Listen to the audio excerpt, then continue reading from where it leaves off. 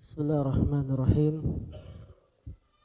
Assalamualaikum warahmatullahi wabarakatuh. Innal hamdalillah nahmaduhu wa nasta'inuhu wa nastaghfiruh wa na'udzu billahi min shururi anfusina wa min sayyiati a'malina. May yahdihillahu fala mudilla lahu wa may yudlil fala hadiya lahu. Asyhadu an la ilaha illallah wahdahu la syarika lah wa asyhadu anna Muhammadan abduhu wa rasuluhu la nabiyya ba'dah. Qala Allah tabaraka wa ta'ala, ya ayyuhalladzina amanu taqullaha haqqa tuqatih wa la tamutunna illa wa antum muslimun. Wa qala aidha, ya ayyuhan nasu taqu rabbakumul ladzi khalaqakum min nafsin wahidah wa khalaqa minha zawjaha wa batha minhuma rijalan katsiran wa nisaa'a wattaqullaha alladzi tasaaluna bihi wal arham innallaha kana 'alaikum raqiba.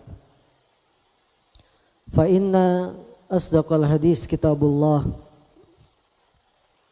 wa khairal hadi hadi Muhammadin sallallahu alaihi wasallam wa syarral umuri muhdatsatuha fa inna kulla muhdatsatin bid'ah wa kulla bid'atin dolalah wa kulla dolalatin finnar.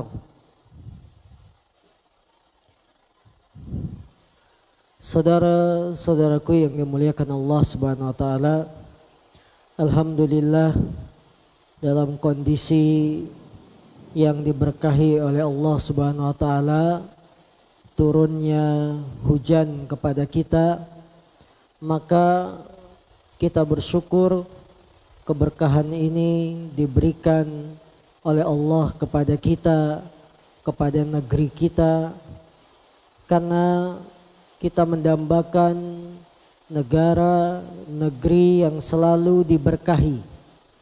Di antara keberkahan yang Allah turunkan adalah turunnya hujan.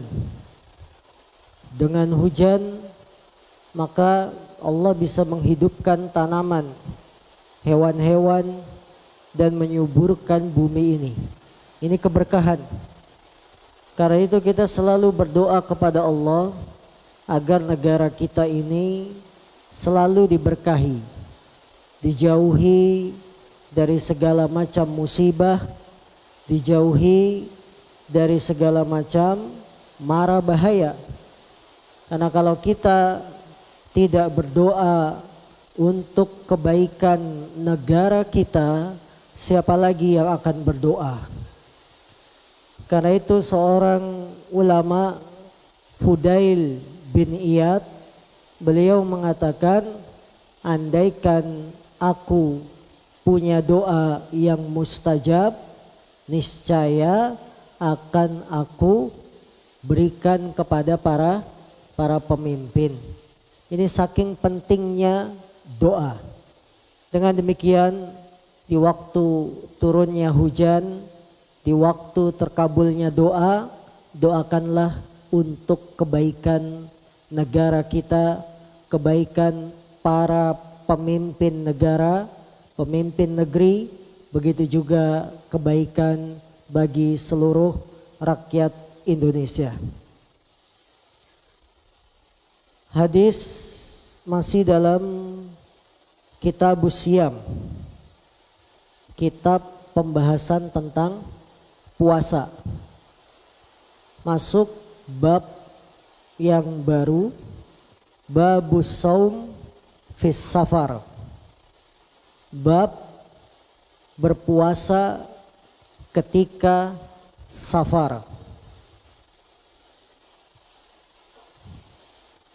An Aisyah radhiyallahu anha anna Hamzah bin Amrin al-Aslami radhiyallahu anhu qala lin nabiyyi sallallahu alaihi wasallam a'asumu fis safar wa kana kathira siyam qala in syi'ta fasum wa in syi'ta fa'aftir. Dari Aisyah, semoga Allah meridhoinya, bahwasanya Hamzah bin Amr al-Aslami, semoga Allah meridhoinya, dia bertanya kepada Nabi Muhammad sallallahu alaihi wasallam, bahwasanya Hamzah bin Amr al-Aslami bertanya kepada Nabi Muhammad sallallahu alaihi wasallam, a'asumu fis safar, apakah aku berpuasa ketika safar? Dan beliau Hamzah bin Amr orang yang sering berpuasa. Ini Hamzah bin Amr ini orang yang sering berpuasa, makanya dia nanya kepada Nabi, apakah aku puasa ketika safar? Nabi sallallahu alaihi wasallam beliau menjawab, apabila kamu berkehendak mau puasa, fasum, puasalah. Wa in syi'ta, tapi kalau kamu berkehendak tidak puasa, fa'aftir, boleh kamu berbuka, tidak puasa. Jadi kalau kamu mau puasa, puasa silakan. Jika tidak mau puasa juga tidak mengapa, silakan. Bab puasa ketika safar. Ketika di dalam safar, safar adalah perjalanan jauh. Ketika di dalam safar ada keringanan-keringanan yang datang dalam Islam bagi orang yang sedang melakukan perjalanan jauh. Keringanan-keringanan bagi yang sedang melakukan perjalanan jauh, Islam memberikan beberapa keringanan. Satu, dalam masalah salat. Salat yang 4 rakaat boleh dikosor, diringkas menjadi 2 rakaat. Ini keringanan kalau kita sedang apa? Pergi jauh. Orang yang sedang pergi jauh, salat 4 rakaat, zuhur, asar, isya, boleh diringkas menjadi 2 rakaat. Keringanan yang lain, apabila dalam keadaan puasa, maka boleh berbuka atau puasa. Boleh memilih antara puasa atau tidak puasa. Puasa di sini maksudnya puasa Ramadan. Ketika Ramadan kita melakukan perjalanan jauh, boleh berpuasa, boleh juga tidak puasa. Ini keringanan. Ya, keringanan ketika kita apa? Sedang puasa dan saat itu dalam perjalanan jauh. Keringanan lagi bagi orang yang sedang melakukan perjalanan jauh, boleh mengusap sepatu yang dipakai. Bolehnya mengusap sepatu atau kaos kaki yang dipakai. Tidak dicuci kakinya, tapi diusap sepatunya. Karena orang yang melakukan perjalanan jauh, dia terkadang pakai sepatu. Karena sepatu itu lebih aman, lebih enak melangkah, ya. Kaki tidak kepanasan.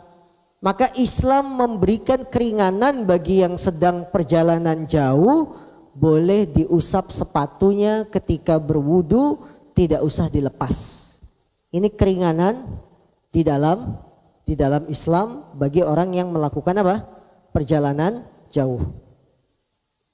Di antara keringanan yang sudah kami sebutkan adalah puasa.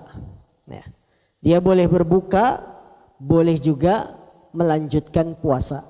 Maka Nabi ketika ditanya, apakah aku puasa ketika safar? Kalau kamu mau silakan puasa. Kalau kamu tidak mau, berbukalah, tidak puasa boleh. Pelajaran yang bisa kita petik dari hadis ini, yang pertama, orang yang musafir melakukan perjalanan jauh boleh puasa Ramadan atau tidak puasa Ramadan. Orang yang melakukan perjalanan jauh boleh melanjutkan puasa Ramadan atau tidak puasa Ramadan. Ketahuilah saudara-saudaraku yang dimuliakan Allah, ketika kita sedang puasa Ramadan, melakukan perjalanan jauh tidak lepas dari 3 keadaan. Orang yang puasa Ramadan kemudian melakukan perjalanan jauh tidak lepas dari 3 keadaan. Keadaan yang pertama, puasa Ramadan memberatkan. Puasa Ramadan apa? Memberatkan. Kalau saya tetap puasa Ramadan, ini memberatkan saya. Pulang kampung, naik kereta ekonomi. Zaman dulu kan kereta ekonomi itu susah ya, desak-desakan. Ya, kalau sekarang sudah enak, yang tidak punya tiket tidak bisa masuk. Kalau zaman dulu siapapun masuk. Berat, desak-desakan, bawa anak 5, kardus oleh-olehnya 10, berat. Maka kalau puasa memberatkan ketika dalam perjalanan, dia hukumnya haram berpuasa. Apalagi sampai membahayakan. Kalau puasa membahayakan, tidak boleh. Saya pengen tetap puasa Ramadan tapi mengancam nyawa. Sampai pingsan, bangun lagi, pingsan lagi, demi mempertahankan puasanya. Tidak boleh. Karena la dororo wala dirar. Tidak boleh membahayakan diri sendiri dan tidak boleh membahayakan orang lain. La yukallifullahu nafsan illa wus'aha. Allah tidak membebani seorang jiwa kecuali sesuai dengan kesanggupannya. Fattaqullaha mastata'tum. Bertakwalah kalian kepada Allah sesuai dengan kemampuan kalian. Keadaan kedua, orang yang puasa Ramadan dalam keadaan safar, puasa memberatkan tapi tidak membahayakan. Memberatkan tapi tidak membahayakan. Beratnya itu sedang-sedang saja. Memberatkan tapi tidak membahayakan. Yang namanya perjalanan pasti capek, apalagi dalam kondisi puasa. Memberatkan tapi tidak membahayakan. Maka hukumnya kalau tetap puasa makruh, dibenci. Memberatkan tapi tidak membahayakan. Maka hukumnya kalau tetap puasa Ramadan makruh, dibenci. Karena dia meninggalkan keringanan untuk berbuka puasa. Ya. Keadaan ketiga, orang yang puasa Ramadan dia dalam kondisi safar, melakukan perjalanan jauh. Jika tetap puasa ringan, tidak membahayakan, tidak memberatkan, ringan. Maka yang lebih afdol melanjutkan puasa Ramadan. Sekalipun boleh berbuka, tapi yang lebih afdol melanjutkan puasa Ramadan. Karena puasanya ringan. Ya, bujangan sendirian, pulang kampung naik pesawat, di rumah dijemput, Grab online, datang. Namanya bujangan kan belum kepikiran bawa oleh-oleh, udah saya yang penting bawa duit banyak, tasnya tas kecil, naik taksi. Sampai bandara turun, check in, naik pesawat, turun lagi dijemput taksi lagi. Selesai, ringan, tidak memberatkan. Maka yang lebih afdol apa? Melanjutkan puasa. Karena dia ringan, tidak merasa keberatan, tidak ada bahaya. Ini 3 keadaan orang yang melakukan safar saat di bulan Ramadan atau sedang puasa Ramadan. Pelajaran yang bisa kita petik pula dari hadis yang mulia ini, bolehnya berbuka puasa ketika dalam perjalanan, bolehnya berbuka puasa ketika di dalam perjalanan jauh sama saja safar dalam waktu yang lama atau dalam waktu yang singkat. Sama saja safar dalam waktu yang lama atau waktu yang singkat, sama boleh buka puasa. Kita di rumah di kampung 1 bulan lama, maka ketika perjalanan mau ke kampung boleh buka puasa. Atau kita pulang kampung sekedar nganterkan istri, ngedrop balik lagi, boleh buka puasa? Boleh. Sama saja safar kita itu lama atau sebentar, boleh buka puasa. Pelajaran juga yang bisa kita petik dari hadis ini, hendaknya kita bertanya tentang ilmu kepada ahlinya. Wahai Nabi, apakah aku puasa kalau sedang perjalanan jauh? Berarti nanyanya tentang ilmu. Kepada siapa? Kepada ahlinya, yaitu Nabi Muhammad SAW. Begitulah kaum muslimin dalam urusan agama, tanya kepada ahlinya. Kita dalam urusan dunia saja kadang-kadang kita nanyanya kepada ahlinya, spesialis. Ya, ingin renov rumah, nanyanya ke siapa? Tukang bangunan, insinyur, arsitek. Nanya ke tukang kayu enggak? Enggak, ahlinya.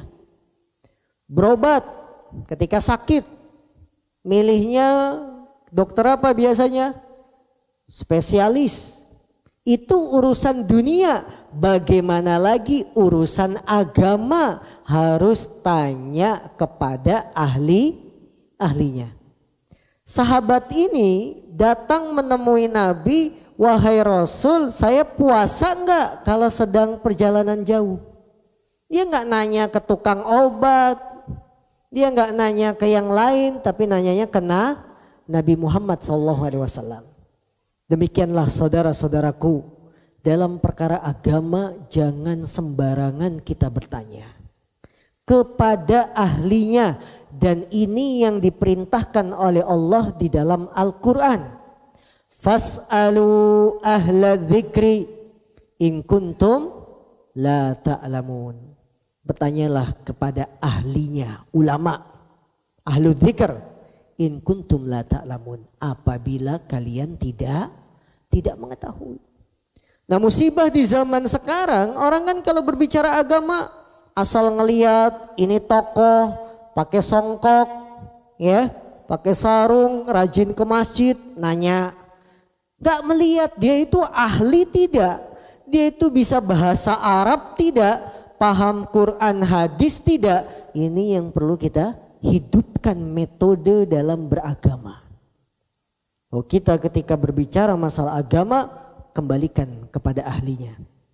Karena itu Allah berfirman, fa in tanaza'tum fi syai'in farudduhu ilallahi wa rasul. Apabila kalian berselisih dalam sesuatu, kembalikan perselisihan itu kepada Allah dan Rasul. Lihat, kembalikan perselisihan itu kepada Allah dan Rasul. Berarti kita harus menyerahkan urusan itu kepada ahlinya. Pelajaran juga yang bisa kita petik dari hadis ini, semangat para sahabat untuk mencari ilmu agar beribadah kepada Allah di atas kebenaran, di atas ilmu. Semangat para sahabat untuk mencari ilmu agar bisa beribadah di atas kebenaran. Beliau bertanya, karena puasa Ramadan itu ibadah. Puasa Ramadan ibadah, bahkan termasuk rukun yang keberapa? Rukun Islam yang keempat. Ya. Beliau tidak ingin puasa Ramadannya sia-sia. Nanya ke Nabi, wahai Rasul, saya puasa enggak kalau lagi safar? Ya. Ini menunjukkan semangat para sahabat dalam mencari ilmu. Karena bertanya itu kuncinya ilmu. Rasulullah SAW mengatakan, ala fa inna shifa'al iyyi as-su'alu. Ketahuilah obatnya kebodohan adalah dengan bertanya. Kalau tidak tahu, para sahabat bertanya. Hadis ini asbab wurudnya, asbabul wurud, sebab musabab munculnya ucapan Nabi obat kebodohan adalah dengan bertanya.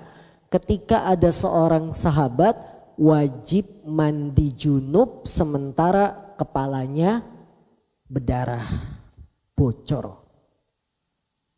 Dia wajib mandi junub, cuma keadaan kepalanya apa? Bocor. Nanya ke sahabat yang lain, saya wajib mandi junub, kondisi kepala saya bocor, gimana ini? Oh, kamu wajib mandi, nggak ada keringanan.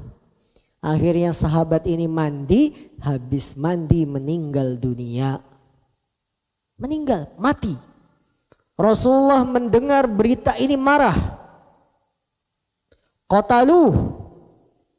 Qatalahumullah. Kalian telah membunuhnya. Ya, maka semoga Allah menjelekkan kalian. Ala sa'alu hina jahilu. Tidakkah kalian itu tanya dulu kalau enggak tahu? Tanya dulu. Fa inna shifa'al iyyi as-su'alu. Karena obatnya kebodohan adalah dengan bertanya. Ya, jadi hadis ini menunjukkan semangat para sahabat dalam menuntut ilmu, dan kuncinya ilmu diantaranya adalah dengan bertanya. Pelajaran juga yang bisa kita petik dari hadis ini, orang yang puasa Ramadan ketika safar maka puasanya sah.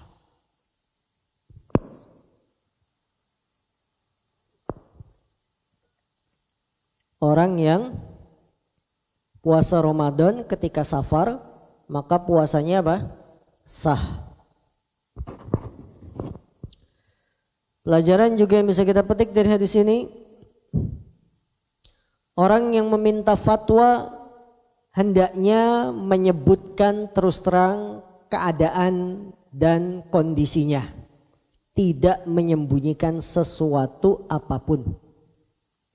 Orang yang meminta fatwa hendaknya menjelaskan keadaan dan kondisinya, tidak menyembunyikan sedikit pun masalahnya.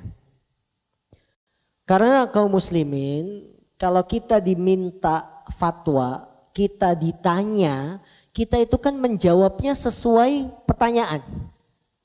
Kalau ada yang diumpetin, tidak dijelaskan, maka yang ditanya tidak tahu. Karena itu yang bertanya harus menjelaskan kondisinya. Wahai Rasulullah, saya boleh puasa enggak ketika safar? Ya. Dia terus terang. Dia enggak nanya saya boleh puasa enggak? Ketika apa? Tapi dia jelaskan kondisinya. Begitulah adab dalam bertanya. Tidak menyembunyikan sesuatu. Karena orang yang ditanya akan menjawab sesuai pertanyaan. Yang terkadang kita bertanya itu untuk mendiskreditkan. Wah, mendiskreditkan itu apa? Memojokkan orang lain. Jadi ada yang disembunyikan. Tidak jujur. Nanyanya itu tidak ikhlas. Ada apa? Ada udang di balik rempeyek. Enak ya? Ada maksudnya. Ingin menjatuhkan orang. Jangan. Bertanya itu jelaskan keadaan. Sejujur-jujurnya. Agar yang ditanya bisa mengeluarkan jawaban sesuai dengan pertanyaan. Ya, kebanyakan kita tidak menyembunyikan supaya ustadznya itu bisa sesuai dengan keinginan dia. Ketika ustadznya sesuai direkam. Nah, oh kamu itu salah nih rekaman ustadz kemarin saya tanya langsung. Wes, rekamannya dibawain. Jangan seperti itu. Ini akan menjadi permusuhan di antara kaum muslimin. Pelajaran juga yang bisa kita petik dari hadis ini, seorang manusia punya kehendak. Seorang manusia punya kehendak. Bukan seperti robot yang diatur. Manusia punya kehendak bukan seperti robot yang diatur. Nabi bilang apa dalam hadis ini? Wahai Rasul, saya puasa tidak kalau dalam perjalanan. Kalau kamu berkehendak puasa, puasalah. Kalau kamu tidak mau puasa, berbukalah. Berarti manusia punya kehendak enggak? Punya. Kita itu bukan robot yang disetel harus nurut sesuai setelannya. Tidak.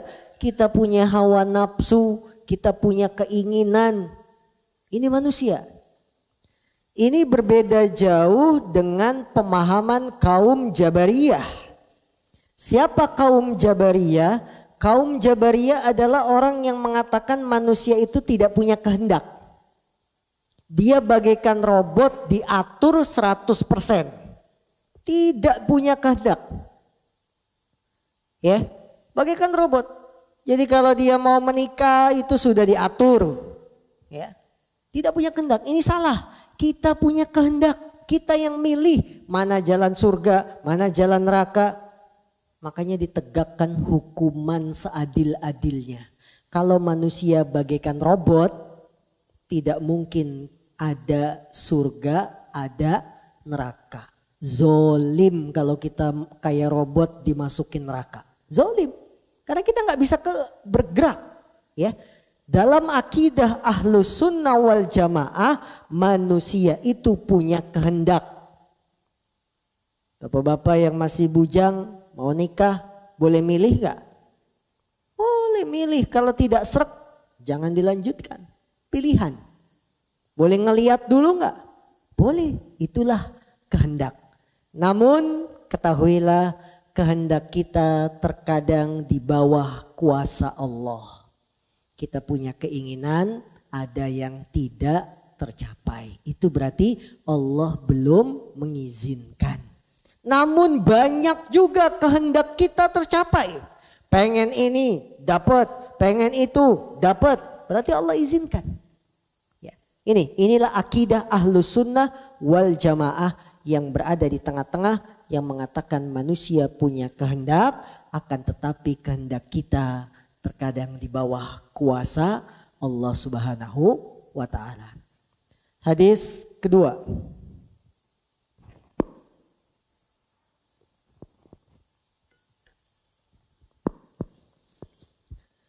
An Anas bin Malik radhiyallahu an qala kunna nusafiru ma'an nabiyyi sallallahu alaihi wasallam falam ya'ibis saimu 'alal muftir walal muftiru 'alas saim dari sahabat Anas bin Malik, semoga Allah meridhoinya. Dia berkata, kami melakukan safar bersama Nabi Sallallahu Alaihi Wasallam.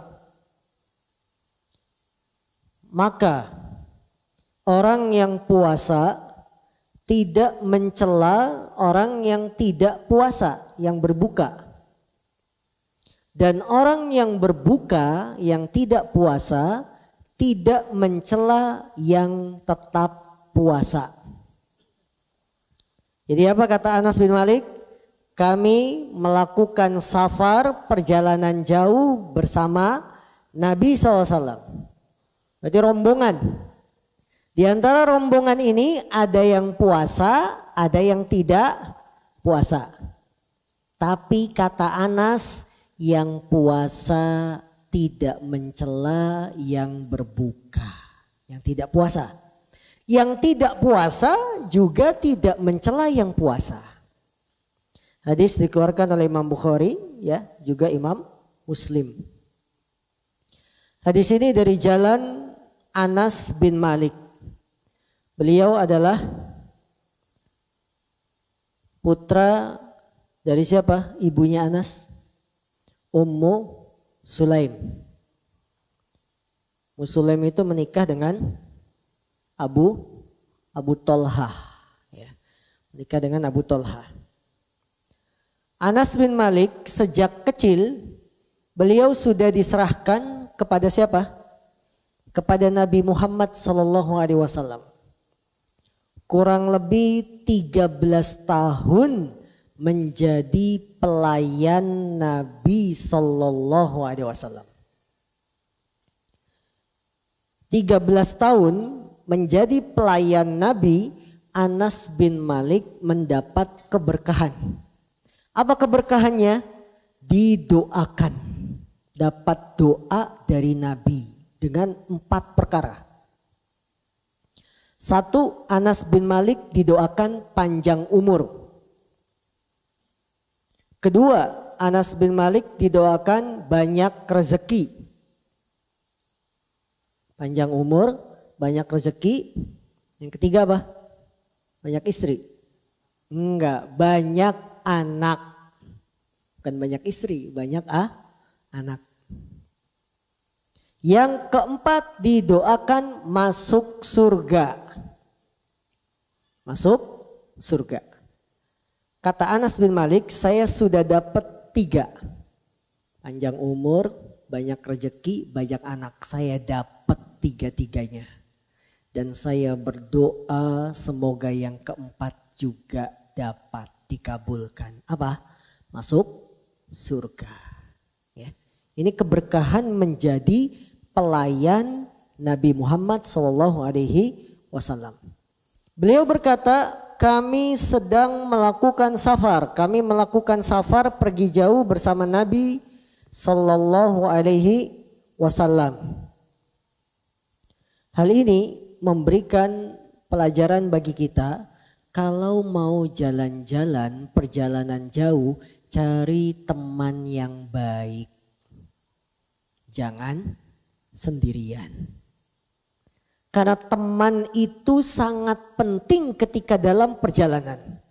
Mengingatkan kita sholat, mengingatkan kita untuk tetap takut kepada Allah, takwa. Walaupun kita sedang jauh dari keluarga, jauh dari penglihatan manusia yang kita kenal, ya. Harus cari teman yang baik, yang bisa membawa kita tetap dalam ketakwaan.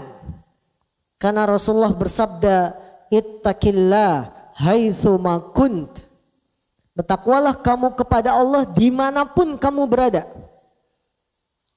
Safar itu qit'atun minal adab. Bagian dari siksa. Yang kadang-kadang orang kalau sudah safar, sholat lewat. Biasanya subuh berjamaah ke masjid. Ini subuh masih di dalam kendaraan. Di bis, pesawat, kapal laut. Sholatnya jadi subuh jam berapa? karena kepanasan matahari 6:30. Cari teman yang bisa mengingatkan. Subuh ayo sholat. Nah seperti itu. Maka kita kalau melakukan perjalanan cari teman. Apalagi sekarang menjelang akhir tahun. Mau kemana akhir tahun? Mudik. Emang kemarin gak mudik? Iya, yang punya kampung mudik ya. Berarti pulang kampung apa mudik? Ya ini. Jadi kalau perjalanan cari teman yang baik. Kami melakukan safar bersama Nabi. Kemudian orang yang puasa tidak mencela yang berbuka. Ini menunjukkan bahwa kalau dalam perjalanan itu boleh buka puasa, boleh tetap puasa. Silakan dilihat mana yang lebih mudah. Yang puasa tidak mengejek yang buka. Yang buka tidak mengejek yang tetap puasa. Pelajaran yang bisa kita petik dari hadis ini. Yang pertama, bolehnya berbuka atau tetap puasa ketika safar. Bolehnya berbuka atau tetap puasa ketika safar. Dengan catatan tidak membahayakan. Tidak membahayakan. Karena Nabi membenarkan dua-duanya. Nabi tidak mendukung yang tetap puasa. Nabi juga tidak mendukung yang sudah buka puasa. Maka saudara-saudaraku jangan malu kalau kita buka puasa saat dalam perjalanan. Kondisi orang itu kan beda-beda. Misalkan satu gerbong bulan Ramadan. Perjalanan jam 6 pagi. Kereta pertama Argo Wisata. Argo apa? Argo Wisata. Argo apa namanya kalau yang jam 6 pagi? Ya gitulah. Argo Bromo. Ya. Apa Argo Anggrek. Ketika perjalanan naik kereta ngelihat saudara kita lagi makan enak jam 9. Gak usah dicela. Gak punya perasaan, saya gak tahu apa, saya juga lagi puasa lapar, dia main makan-makan aja. Gak boleh. Karena ini perjalanan jauh, Jakarta Surabaya rutenya. Jelas safar. Maka janganlah yang puasa mencela yang buka puasa. Yang buka puasa juga jangan mencela yang tetap memilih puasa. Boleh dua-duanya. Selama tidak membahayakan. Kalau sudah membahayakan jangan tetap puasa. Karena kaidah Islam kita dilarang membahayakan apa? Diri sendiri. Pelajaran juga yang bisa kita petik dari hadis ini. Persetujuan Nabi SAW adalah hujjah. Dalil yang bisa menjadi sandaran hukum. Persetujuan Nabi SAW adalah hujjah atau dalil yang bisa menjadi sandaran hukum. Nabi melihat sahabat tetap puasa, Nabi diem, setuju. Yang buka puasa juga Nabi diem, setuju. Ini menunjukkan kalau Nabi menyetujui itu boleh dua-duanya. Bisa jadi dalil dalam hukum. Ya. Ini dalam kaidah usul fikih yang disebut dengan apa? Ikrar. Bahwa persetujuan Nabi adalah dalil. Karena dalil adalah satu Quran. Itu jelas. Kalau Quran menetapkan jangan kalian mencuri. Kita dilarang mencuri. Tidak boleh membunuh. Dilarang membunuh. Dalil kedua hadis. Hadis Nabi. Hadis Nabi itu bentuknya satu ucapan. Barang siapa yang membunuh dia begini-begini, itu ucapan. Bentuk yang lain dalil dari hadis Nabi, perbuatan Nabi. Nabi melakukan apa, itulah contoh yang harus kita tiru. Bagaimana beliau sholat, ya, Beliau menunjukkan cara sholat. Sholat itu rukuk dulu, iktidal, baru sujud. Itu dalil wajib kita ngikutin cara sholatnya Nabi. Jangan bikin cara sholat baru. Mana dalilnya harus rukuk dulu, baru iktidal, baru sujud. Ya itu Nabi kan sholatnya begitu. Itu namanya dalil. Bentuk ketiga, hadis Nabi itu persetujuan. Kalau Nabi menyetujui, itu berarti sumber hukum. Nabi tidak menegur, tidak menyalahkan, berarti bisa dijadikan sebagai sandaran hukum. Dalam hadis ini, Nabi tidak menyalahkan yang tetap puasa dalam perjalanan jauh. Boleh. Nabi tidak menyalahkan yang buka puasa. Ini menunjukkan boleh kita buka puasa ketika di dalam perjalanan jauh. Karena Nabi menyetujui. Ya, ini. Pelajaran berikutnya dari hadis yang mulia ini. Kemudahan syariat Islam. Kemudahan syariat Islam. Yang memberikan pilihan ketika safar. Kemudahan syariat Islam yang memberikan pilihan ketika safar. Mau tetap puasa atau buka puasa. Enak kan? Enak, dikasih pilihan. Coba kalau Islam yang pergi jauh tetap wajib puasa. Berat nggak? Berat. Ya. Atau pokoknya kalau sedang perjalanan jauh wajib nggak boleh puasa, buka semua. Padahal saya kan nggak capek, saya kan enak perjalanannya, pengen puasa. Ya, Islam itu adil, mudah, diberikan pilihan. Kamu mau tetap puasa, monggo. Mau buka puasa juga monggo. Ini namanya apa?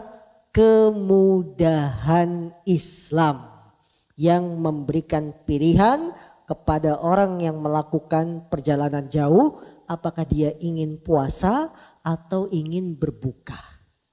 Tapi saudaraku, berbicara kemudahan Islam bukan berarti menggampang-gampangkan. Berbicara kemudahan Islam bukan berarti meremehkan, bukan. Islam kasih kemudahan. Kalau dalam perjalanan sholat yang 4 boleh jadi 2 rakaat. Udah amalkan. Jangan digampangin. 2 masih banyak. Saya pengen 1 rakaat doang. Boleh nggak? Nggak boleh. Itu namanya apa? Menggampangkan. Sudah dikasih mudah. Bahasa kita apa? Dikasih jantung minta hati gitu ya. Nah, jangan. Jadi kalau sudah dikasih kemudahan sama Islam, terima. Jangan menggampangkan lagi. Ya ini.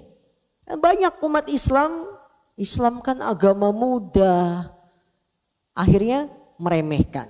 Menggampang-gampangkan. Ketika Nabi melarang laki-laki bersentuhan kulit dengan wanita. Salaman atau apa. Jangan digampang-gampangin. Sekarang kan zaman milenial, masa kita salaman sama perempuan gak boleh? Gimana mau kenal wanita kalau salaman aja gak boleh? Ini namanya apa? Menggampangkan. Indonesia itu kan negara panas. Masa jilbab wajib? Udah, Islam agama mudah, bebaskan perempuan mau pakai jilbab, nggak pakai jilbab, yang penting hatinya. Ini namanya menggampangkan. Jangan berbicara kemudahan Islam kalau kita niatnya ingin menghancurkan Islam. Hadis ketiga pada hari ini.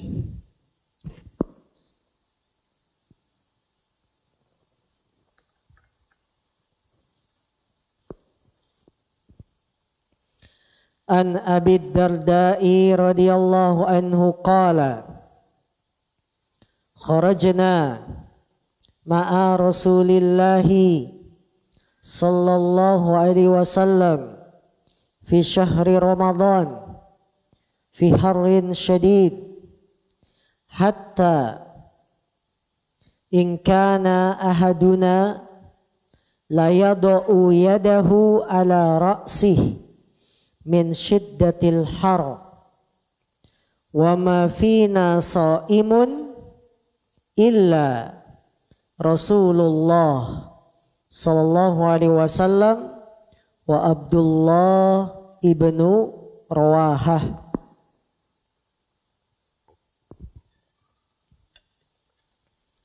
Dari sahabat Abu Darda, semoga Allah meridhoinya, dia berkata, kami keluar pergi jauh bersama Rasulullah sallallahu alaihi wasallam di bulan Ramadan.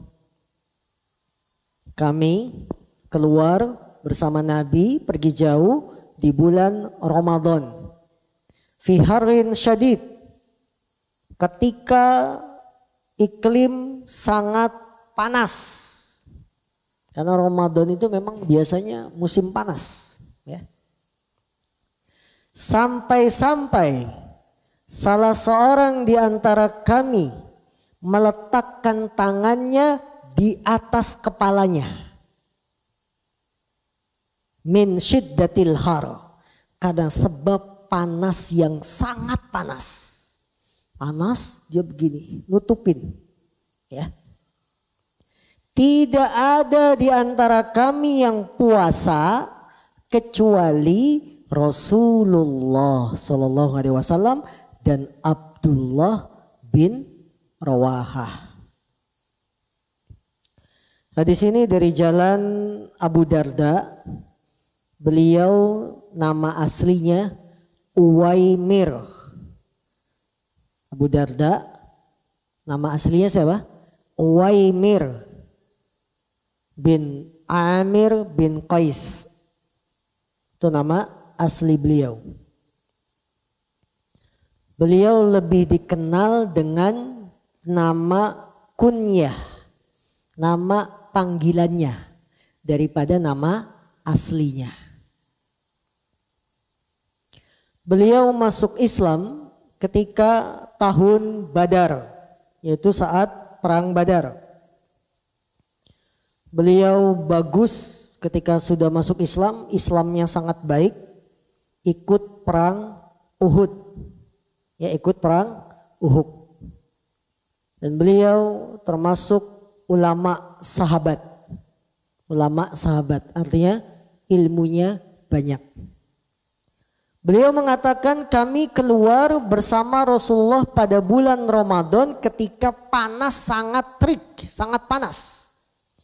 Disebut bulan Ramadan dari kata romat. Romat itu panas. Berdasarkan hadis salatul awabin hina tarmadul fisol. Salat duha itu ketika onta mulai kepanasan. Maka Ramadan disebut panas, satu, karena dengan Ramadan menghapus dosa. Itu disebut panas, ya, bisa menghapus dosa. Dua, umumnya Ramadan jatuh pada musim panas, maka disebutlah Ramadan, bulan yang Ramadan.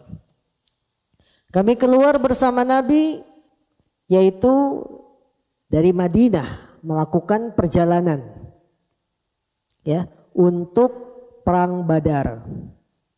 Jadi perjalanan di sini maksudnya perang Badar. Karena perang Badar itu dilakukan di bulan Ramadan. Tahun keberapa? Tahun keberapa perang Badar? Tahun kedua Hijriah. Yang pada awalnya Nabi tidak maksud berperang. Ingin mencegat kafilah dagang siapa? Abu Sofyan.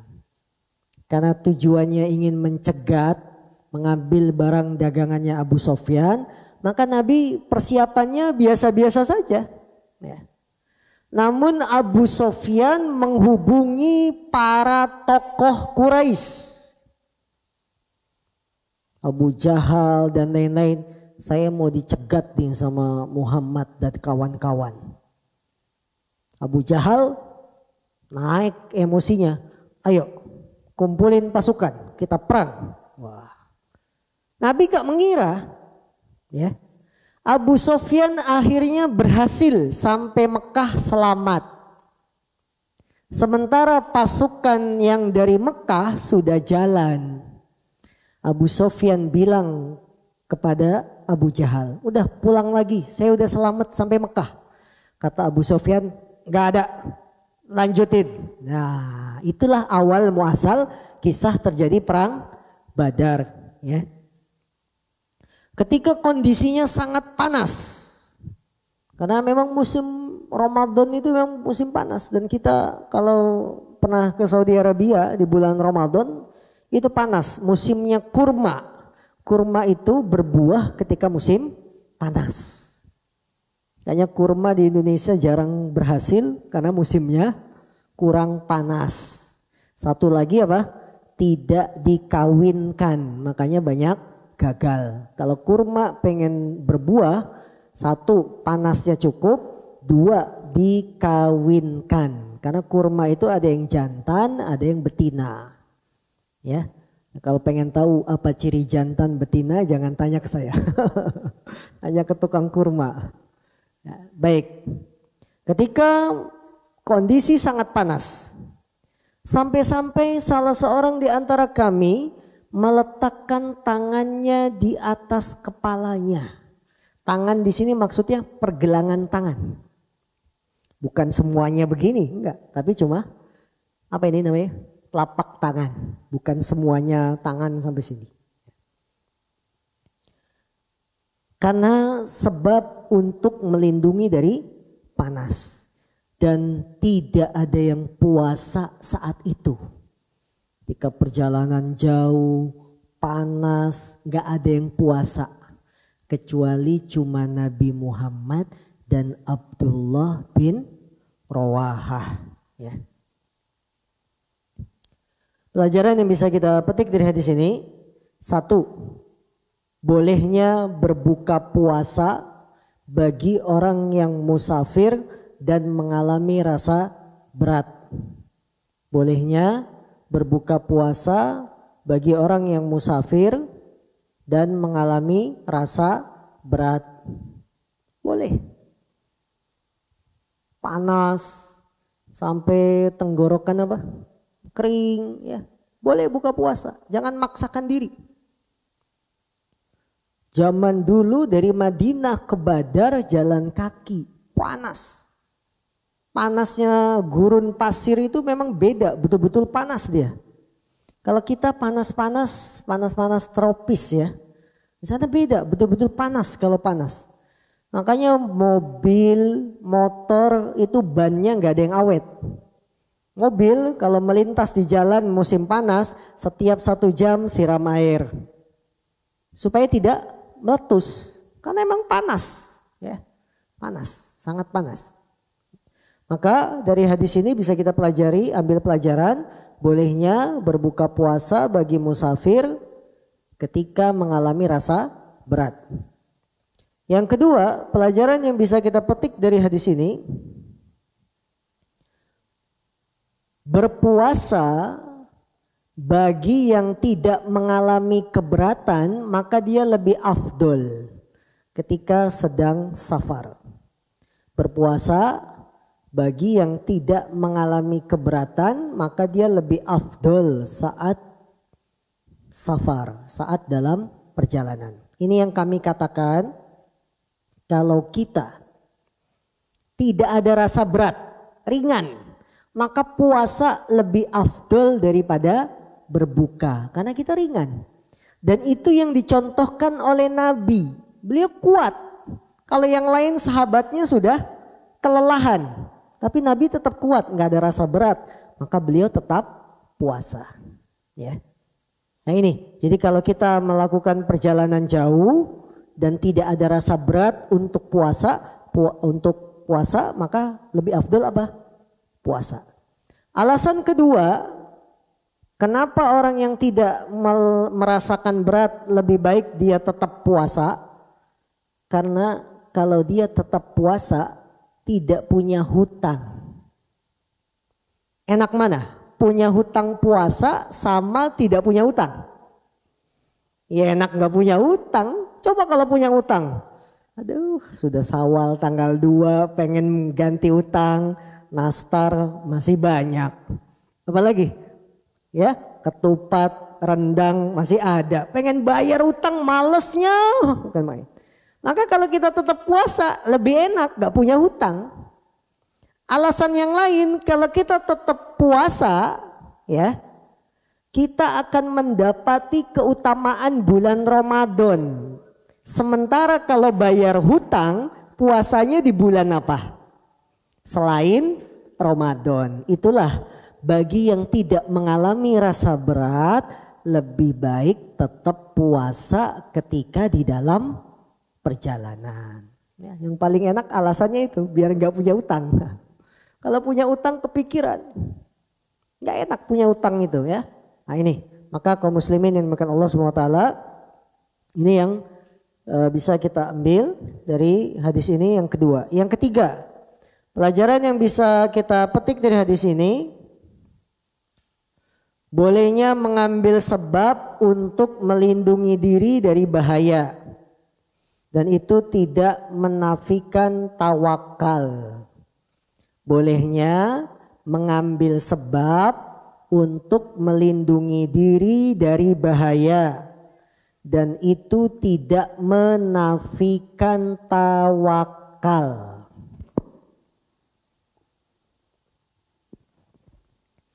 Bolehnya mengambil sebab melindungi diri dari bahaya dan itu tidak menafikan tawakal. Baik, Bapak naik motor ke kantor, pakai helm enggak? Kenapa pakai helm? Melindungi, jaga-jaga dari bahaya kan? Istilahnya apa? Ya sedia payung sebelum hujan. Kalau jatuh kepleset pakai helm. Boleh, itu bukan meniadakan tawakal. Jadi jangan sampai salah pemahaman tentang tawakal. Ngapain sih pakai helm? Udah tawakal sama Allah. Kalau udah jatuh, jatuh. Kalau nggak jatuh, enggak.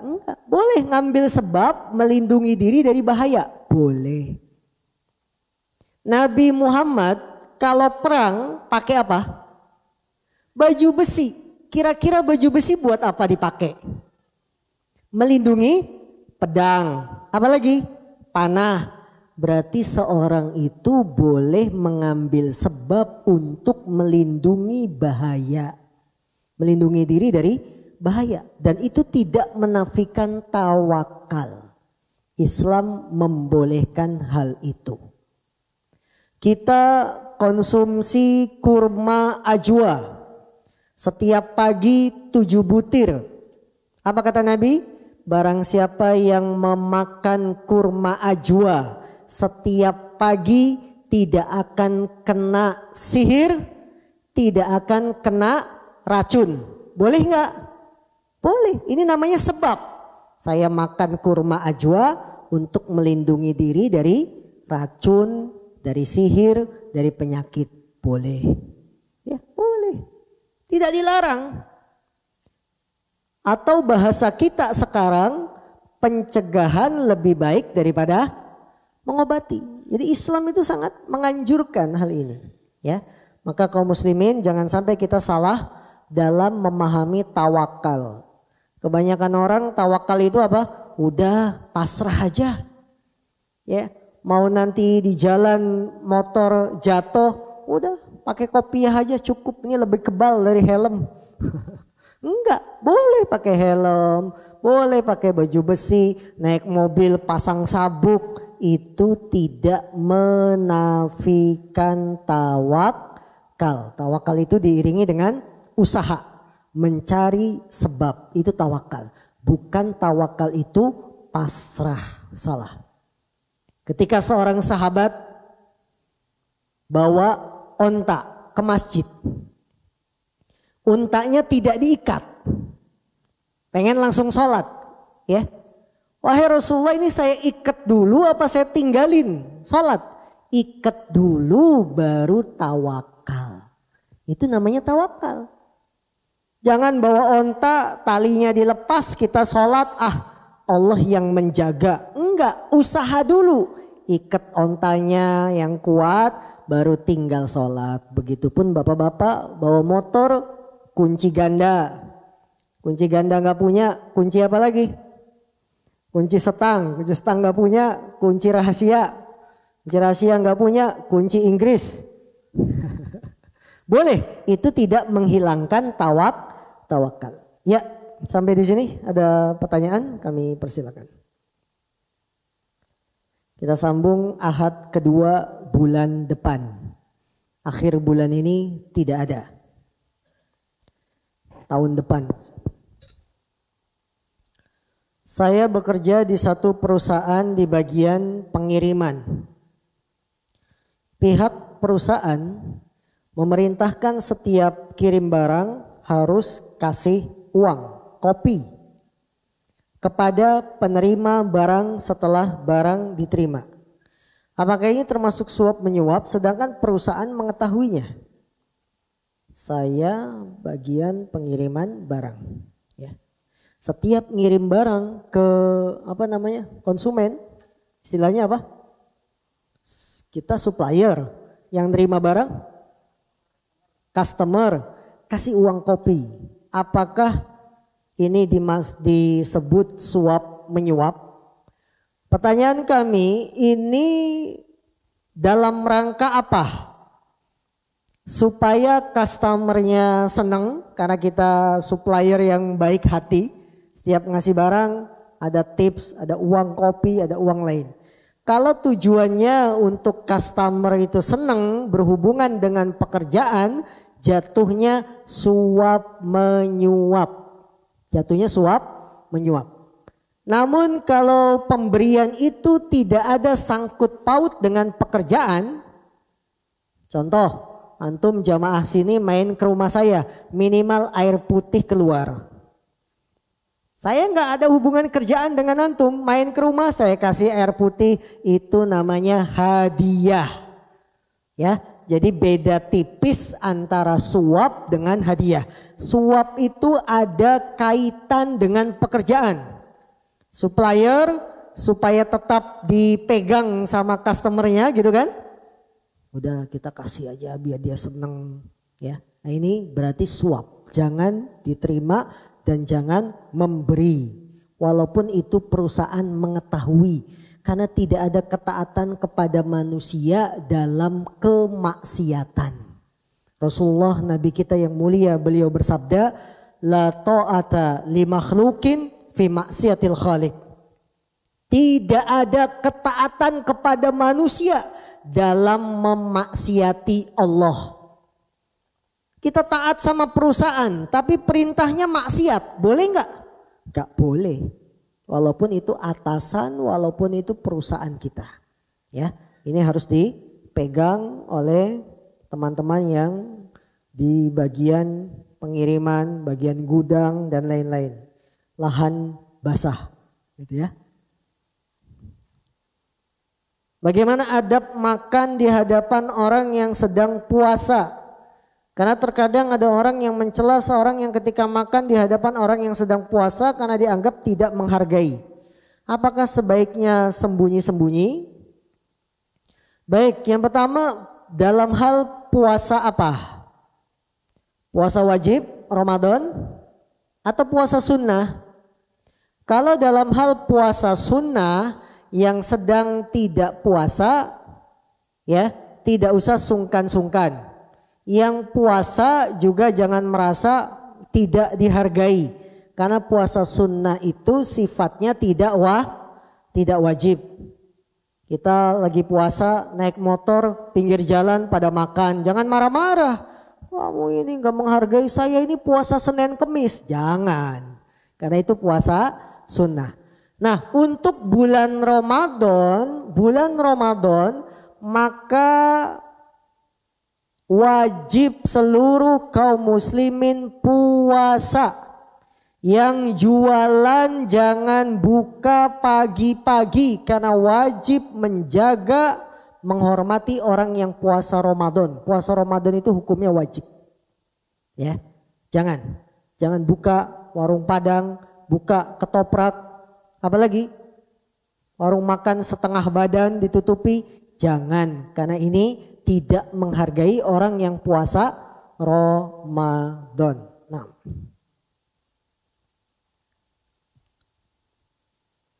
saat memiliki hutang puasa Ramadan, bolehkah membayarnya berbarengan dengan puasa sunnah Syawal atau lebih diutamakan Syawal dulu dibanding bayar puasa? Menggabungkan dua amalan, dua niat dalam satu amal. Saya punya hutang puasa, pengen puasa sunnah Syawal. Syaratnya satu, ibadah tersebut satu jenis. Syarat kedua, bukan dalam rangka bayar hutang. Kalau menggabungkan dua niat, salah satunya bayar hutang, tidak boleh. Contoh, punya hutang puasa Ramadan. Sekali mencebur, apa namanya istilahnya? Sekali mendayung, 2-3 pulau terlampaui. Saya pengen puasa 1 hari, hutang puasa Ramadan kebayar, dapat puasa Syawal. Gak boleh, karena salah satunya dalam rangka bayar hutang. Gak boleh, tidak sah. Karena Anda niatnya apa? Bayar hutang puasa, pengen digabung puasa sunnah Syawal. Gak bisa, tidak bisa. Karena salah satunya dalam rangka bayar hutang. Gak boleh, ya, tidak boleh. Jadi bagaimana caranya? Bayar hutang dulu Ramadan, sampai selesai hutangnya barulah kita puasa sunnah bulan Syawal.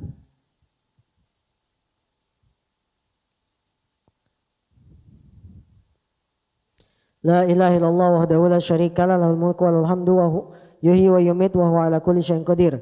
Barang siapa yang baca sebelum berpaling dan merubah kedua kakinya pada salat maghrib dan subuh. Merubah kaki di sini apa merubah kaki tawaruk? Bukan, ini setelah salam. Yang baca 10 kali bagaikan memerdekakan seorang budak. La ilaha illallah wahdahu la syarikalah, lahul mulku wa lahul hamdu yuhyi wa yumiitu wa huwa ala kulli syai'in qadir. Yang baca 10 kali selesai sholat subuh, selesai sholat maghrib, maka bagaikan dia memerdekakan seorang budak. Merubah kakinya maksudnya jalan keluar masjid, ya, bukan duduk tawaruk. Saya bekerja di sebuah pabrik dan saya masuk ke pabrik itu menyogok. Apakah gaji yang saya hasilkan itu haram? Terima kasih. Menyogok tidak kita ragukan termasuk dosa besar. Karena Nabi SAW bersabda, la'anallahu rashi wal murtashi. Allah melaknat orang yang menyogok dan yang menerima sogokan. Maka termasuk dalam dosa besar adalah sogok menyogok. Dalam dunia pekerjaan ketika melamar kadang-kadang kita suka dapat tawaran. Kalau ingin diterima bayar sekian, nanti kamu pasti lulus. Itu namanya menyogok. Ketika kita ambil sogokan ini, kita menyogok, akhirnya diterima di perusahaan, mulai bekerja, ikut ngaji. Bekerja sudah 1 tahun, 2 tahun, ikut pengajian, barulah dapat ilmu. Oh iya, sogok menyogok haram, dosa besar. Sekarang bagaimana status gaji saya? Apakah halal ataukah haram? Orang yang kondisinya seperti ini, dia baru tahu nyogok itu haram, ya. Setelah masuk perusahaan, gaji saya halal atau tidak? Kalau dia menyadari bahwa saya bukan ahlinya di pekerjaan ini dan dia diterima karena sogokan, maka hendaklah dia mengundurkan diri. Mengundurkan diri, tobat kepada Allah, bilang ke perusahaan, saya mengundurkan diri karena ini bukan keahlian saya dan saya diterima di sini karena sogok. Tapi kalau dia merasa saya mampu di pekerjaan yang sekarang saya pegang, walaupun masuknya lewat sogok, maka cukup dia taubat kepada Allah, minta ampun. Ya Allah, ampuni dosa saya. Saya kerja di sini melalui jalan sogok menyogok dan saya tidak akan mengulangi lagi. Pekerjaan yang saya pegang memang ini kemampuan saya. Boleh dilanjutkan kerjanya, taubat, setelah itu gajinya halal. Kalau sudah taubat, ya. Jadi dilihat dia mampu tidak pegang pekerjaan itu.